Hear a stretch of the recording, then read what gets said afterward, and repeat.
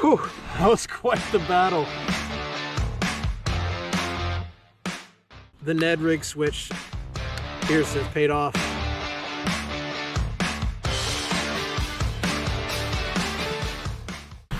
How the hell did I measure fish last year?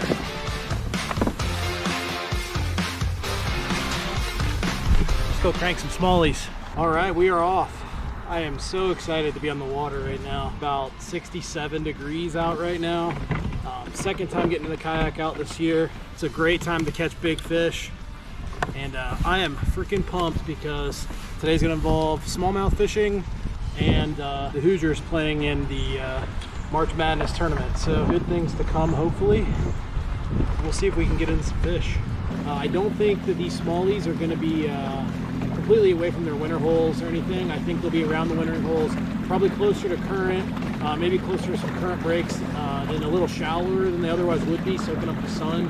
We'll see, but that's the plan. We'll see what happens. So we're gonna lock probably 2 lures in our hands. First one's gonna be this finesse jig, and the second's gonna be a Ned rig. I don't see any reason to try anything moving yet. You're gonna get most of your bites at the bottom, though I do think the Ned rig will probably produce more if they can see it. So we're gonna see if we can get bit on the jig. I love setting the hook on a jig, just popping them. I'm throwing a finesse jig on the river right now, and I'll set the hook a bunch on the river because you have your jig floating with the current and it's ticking off rocks, so you're not sure if it got picked up or ticked off the next rock. So better safe than sorry. I'd rather set the hook and miss than not set the hook. So I am hook setting a lot, regardless if I catch anything or not.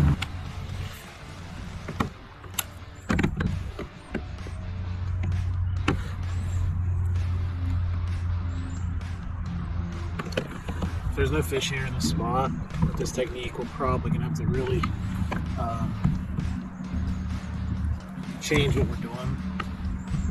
Figured this would produce here. With it not, we might need to go find a winter hole, like an actual winter hole, and stick a Ned rig in it. A few moments later. Whew, that was quite the battle with this big ass smallie. I think he was in a tree at first, and then he got out, and I was like, maybe it's not a smallie, maybe it's a catfish or something, but that's a good one. That right there is probably a 19. The Ned rig switch appears to have paid off. Same Ned rig, caught my PB on about 2 weeks ago. All right.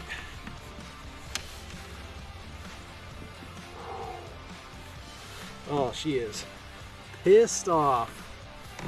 I have not quite figured out how to measure fish this year, apparently. Jesus.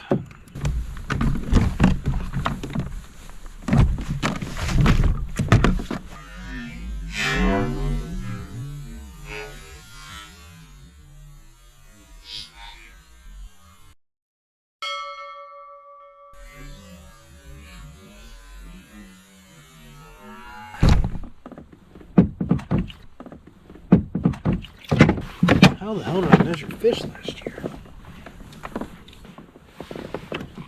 That's a 1975 fish. 1975. Wow. Just wow.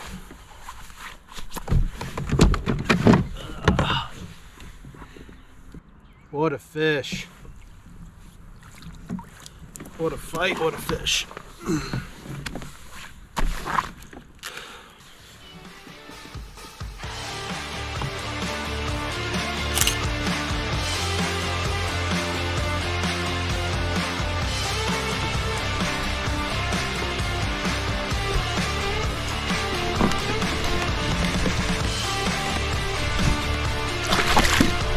He was ready.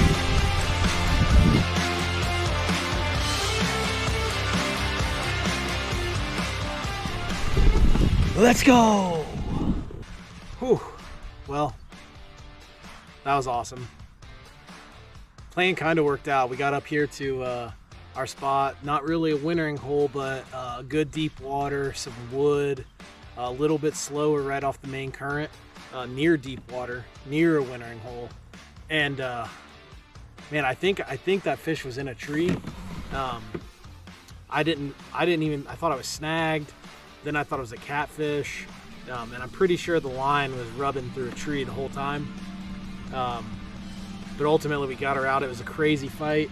I thought the GoPro behind me was recording, but it hasn't been recording the whole trip.